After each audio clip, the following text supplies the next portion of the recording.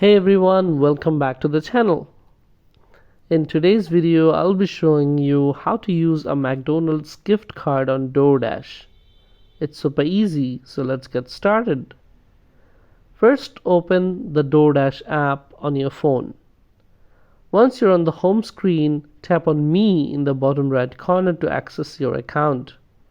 From there, go into Settings where you'll find different options. Look for gift card and select it. Next, in the top right corner, you will see a redeem button. Tap on it and a box will appear asking for your gift card code. This code could be from a physical or digital card, so make sure you have it ready. Enter the code carefully, double checking for any mistakes, and then hit redeem to your account. And that's it. Your McDonald's gift card is now loaded into your DoorDash account and ready to use on your next order. Super simple, right? So if this video helped you out, don't forget to like, comment, share, and subscribe to the channel.